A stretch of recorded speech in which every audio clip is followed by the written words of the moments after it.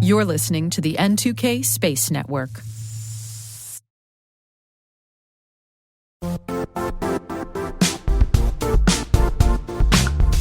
The IT world used to be simpler. You only had to secure and manage environments that you controlled. Then came new technologies and new ways to work. Now, employees, apps, and networks are everywhere. This means poor visibility, security gaps, and added risk. That's why Cloudflare created the first-ever connectivity cloud. Visit cloudflare.com to protect your business everywhere you do business.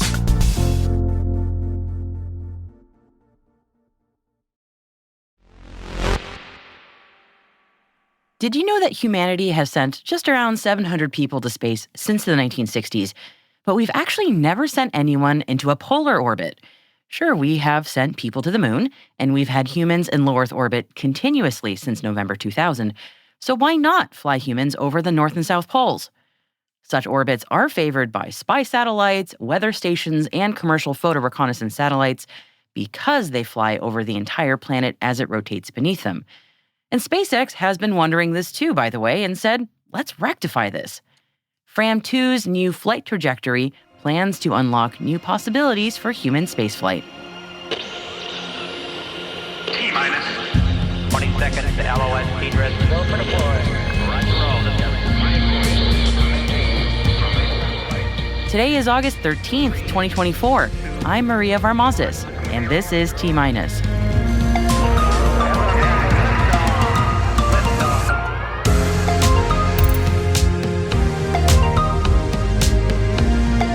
SpaceX announces the crew for the Fram2 mission. BP and NASA sign a Space Act agreement. Airbus and Astroscale UK signed an MOU for on-orbit servicing. And our guest today is Roosevelt Ted Mercer Jr., retired USAF Major General, CEO, and Executive Director of the Virginia Spaceport Authority. Ted manages the Mid-Atlantic Regional Spaceport, better known as MARS, and will be sharing details about the facility with us in the second part of today's show.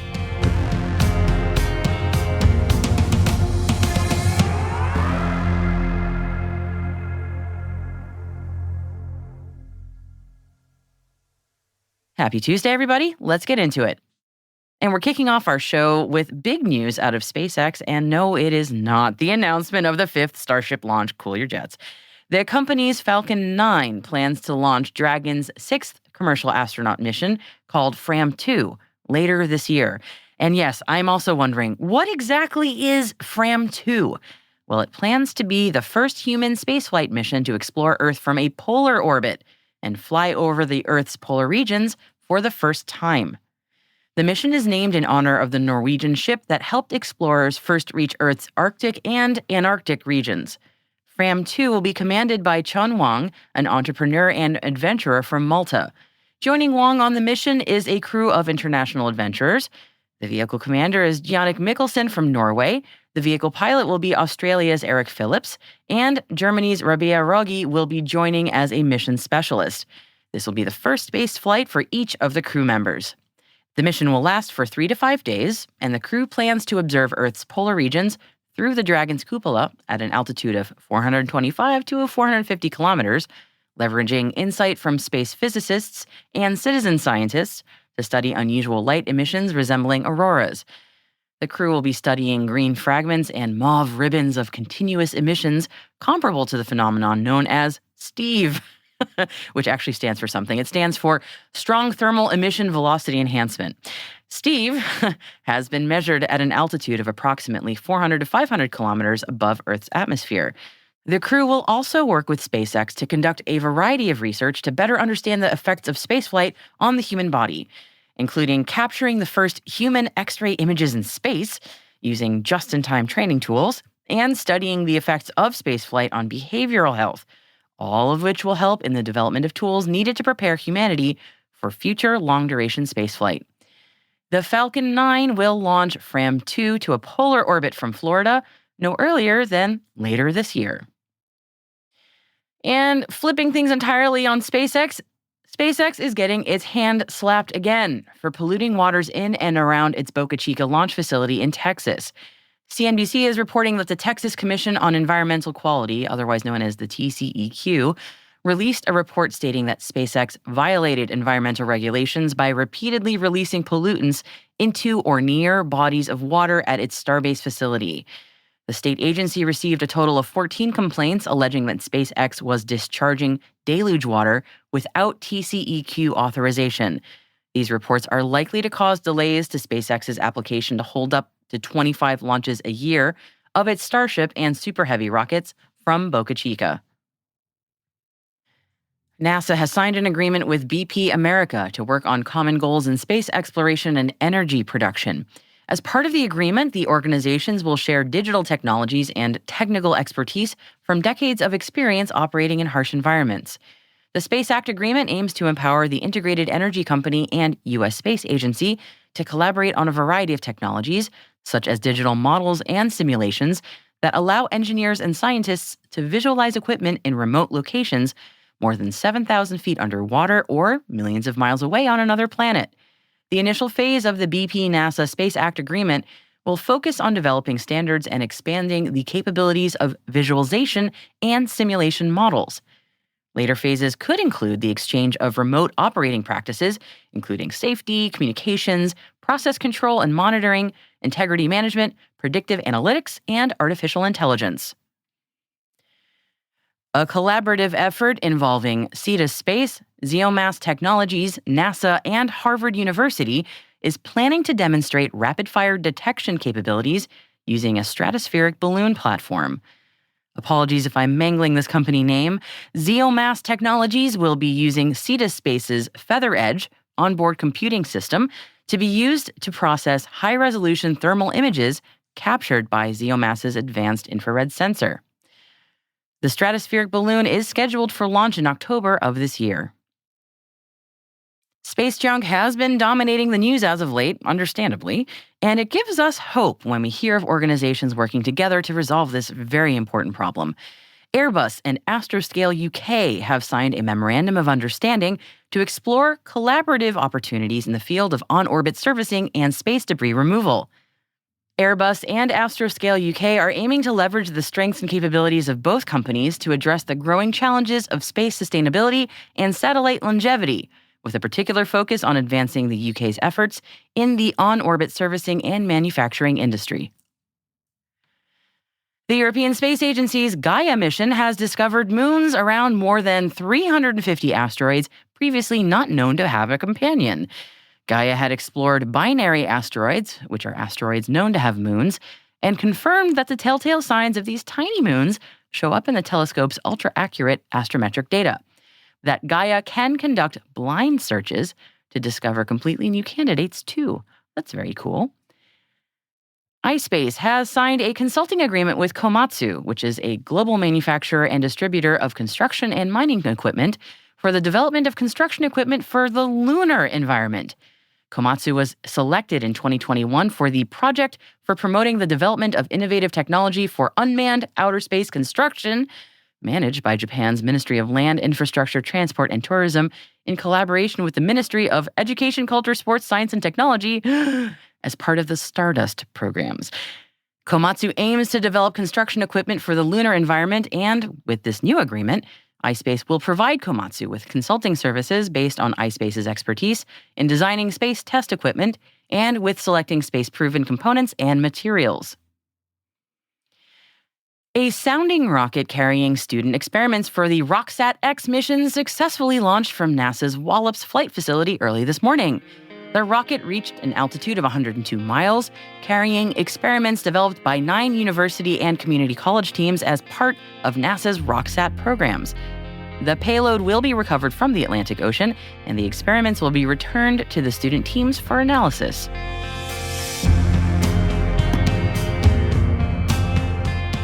And that concludes today's Intel briefing. Head to the selected reading section of our show notes for links to further reading on all of the stories that we've mentioned in today's episode. We've also included an update on NASA's Nancy Grace Roman Space Telescope visor testing ahead of integration later this year. Hey T-Minus crew, if you are just joining us, hi and welcome, and be sure to follow T-Minus Space Daily in your favorite podcast app. Also, if you could do us a favor, Share the intel with your friends and coworkers. So here's a little challenge for you. By Friday, please show 3 friends or coworkers this podcast. A growing audience is the most important thing for us, and we would love your help as part of the T-Minus crew. So if you find T-Minus useful, and we always hope that you do, please share the show so other professionals like you can find it. Thank you so much for your support. It means a lot to me and all of us here at T-Minus.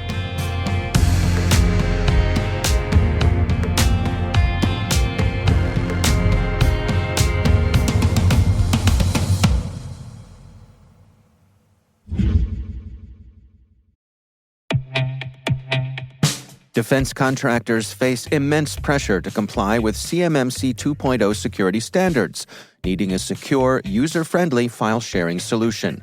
Kiteworks, a FedRAMP moderate authorized solution, supports nearly 90% of CMMC 2.0 Level 3 requirements, reducing compliance effort and cost. Kiteworks leverages a zero-trust framework for swift compliance and offers a secure platform for defense data protection needs, with advanced security features and ease of use. Its intuitive UI, mobile apps, and centralized policy management simplify administration. Accelerate your CMMC 2.0 compliance and address federal zero-trust requirements with Kiteworks' universal secure file-sharing platform made for defense contractors. Visit kiteworks.com to get started.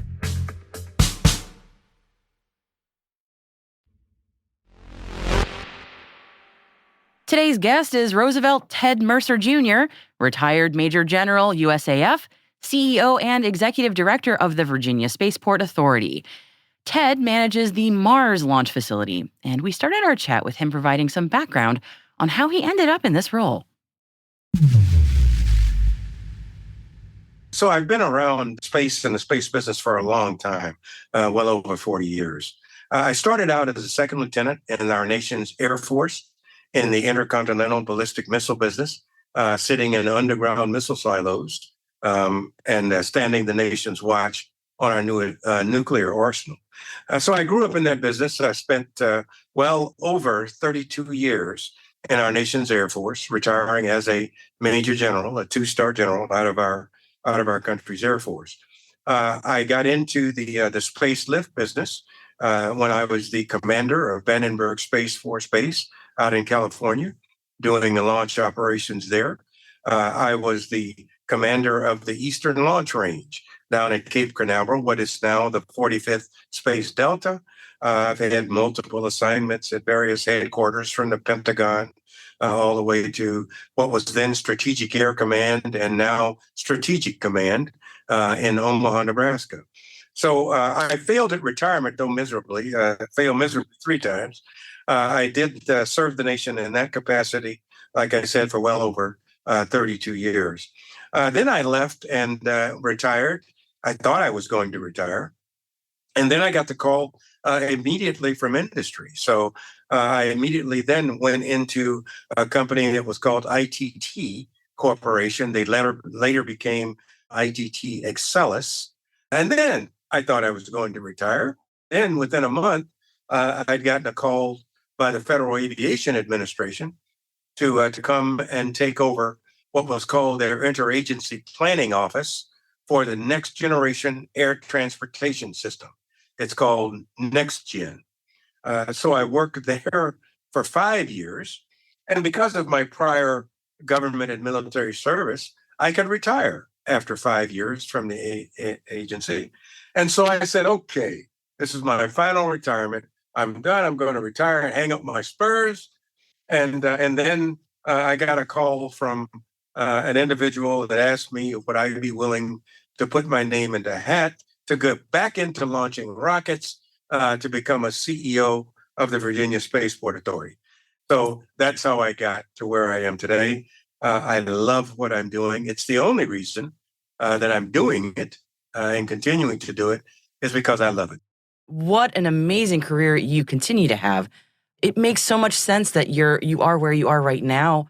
There's so much good stuff happening at Mars. I mean, I know you all run it, so I would love to hear more about all the good things that are happening because I hear all these fantastic headlines all the time about all these new companies that are setting up there, and it sounds like a very exciting time to be there. It is an exciting time. Mars actually stands for the Mid-Atlantic Regional Spaceport. We are one of only 4 public spaceports in the United States licensed by the FAA for vertical lift to orbit. Now, you will hear many people talk about the fact that there are 14 licensed spaceports in the United States. Yes, that is true. There are 14 licensed spaceports in the United States, but all spaceports are not the same. You have 4 that are licensed for vertical lift to orbit.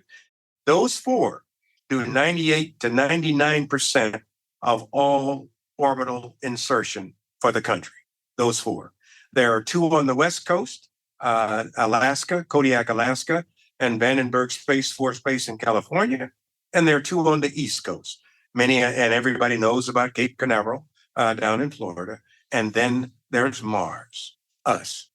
That's it.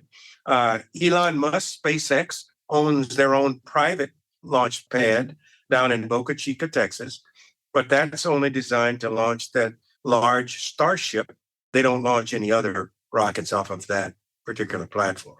So the nation has 4 to guarantee assured access to space. Now, what's been happening at Mars? In the last 3 years, we have grown exponentially. I'm in the construction business as well as the space launch business.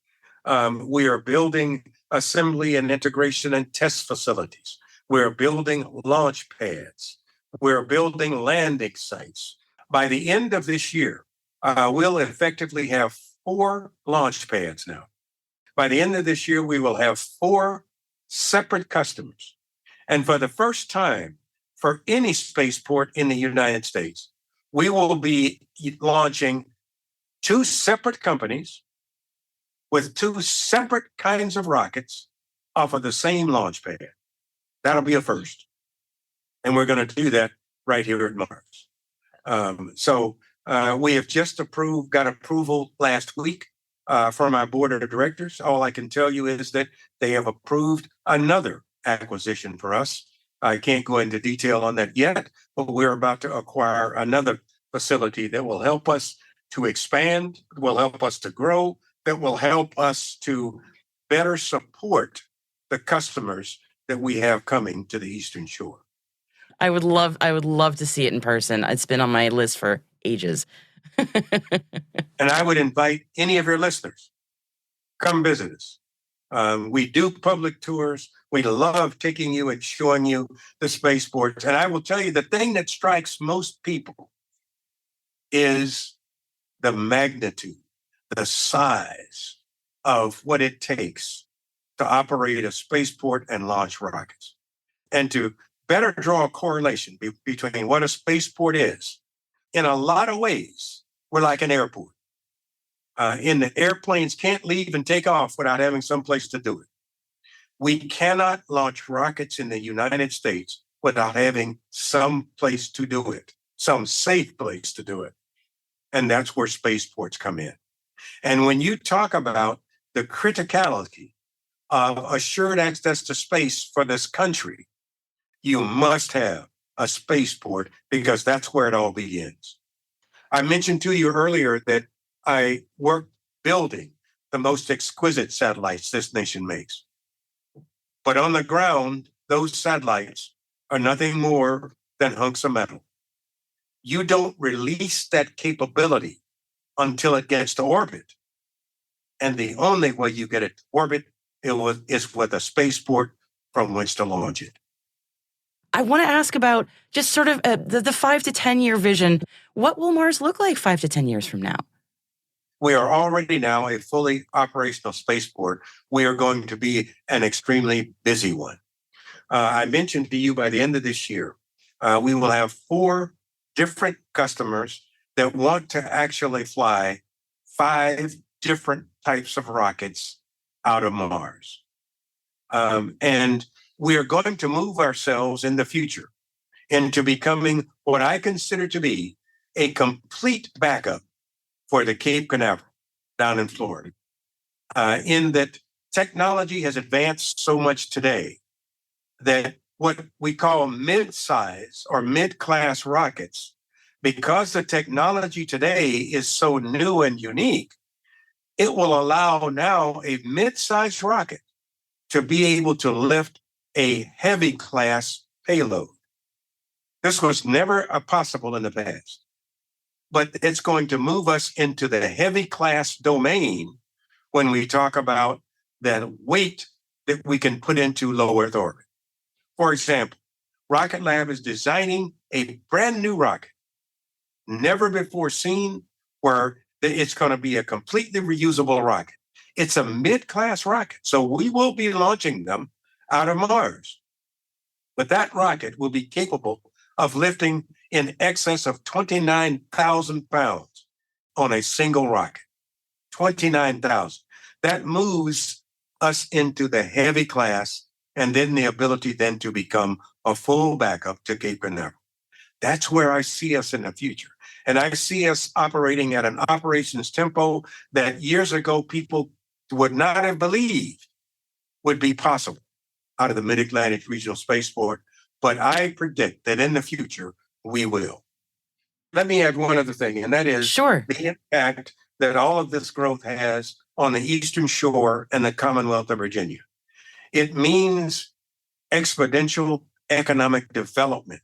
It means exponential growth in jobs and job opportunities. It means opening up not only the high-end technical support, but also the ability to get into manufacturing, where we can take young people fresh out of high school, give them good paying, solid jobs on the Eastern Shore, where they don't have to leave the Eastern Shore to find good jobs and good employment.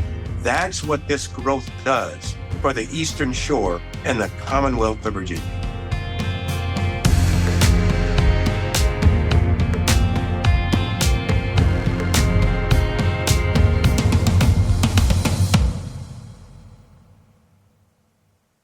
We'll be right back.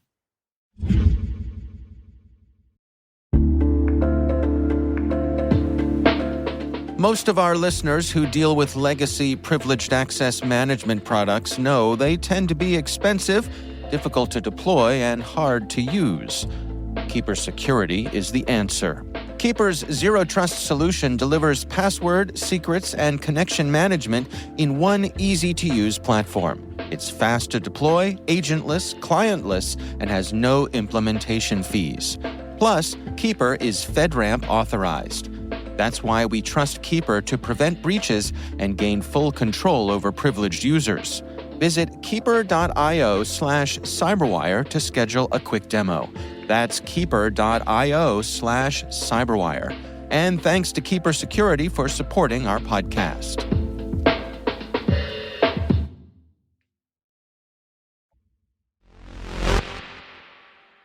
Welcome back.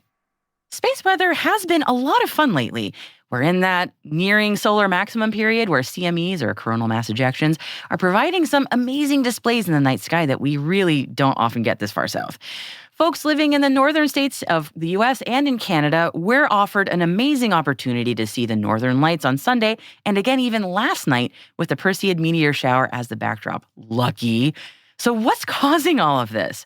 Well, it's all to do with the solar cycle, and we're somewhere in the peak or near the peak of the solar maximum when the sun's activity is at its highest. We never know when the actual maximum is until after it peaks. We are currently in solar cycle number 25, and it has likely reached the highest sunspot number yet, a value of at least 299, which is the highest in 20 years, by the way.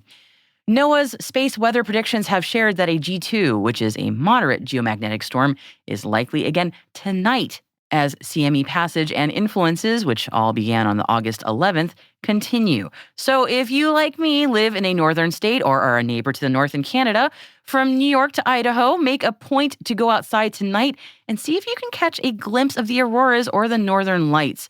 And poor Alice is suffering with FOMO, as those northern lights will not be reaching as south as New Mexico again anytime soon. So if you are a photographer, please share your pictures with us so we can enjoy the gorgeous views.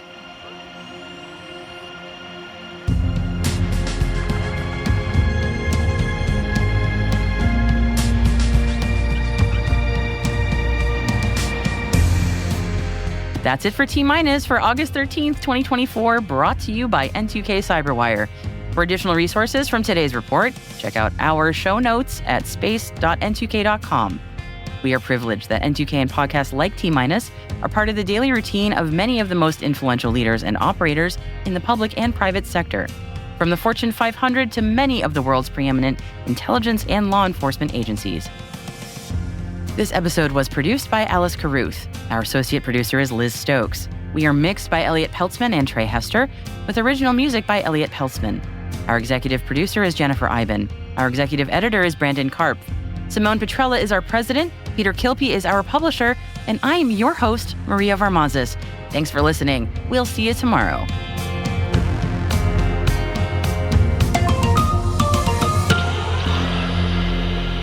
T-minus.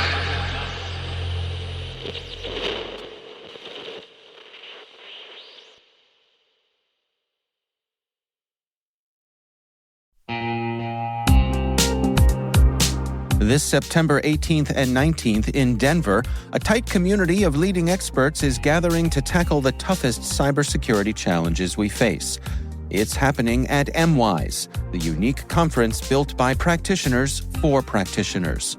Brought to you by Mandiant, now part of Google Cloud, MWise features one-to-one access with industry experts and fresh insights into the topics that matter most, right now, to frontline practitioners. Register early and save at mwise.io/cyberwire. That's mwise.io/cyberwire.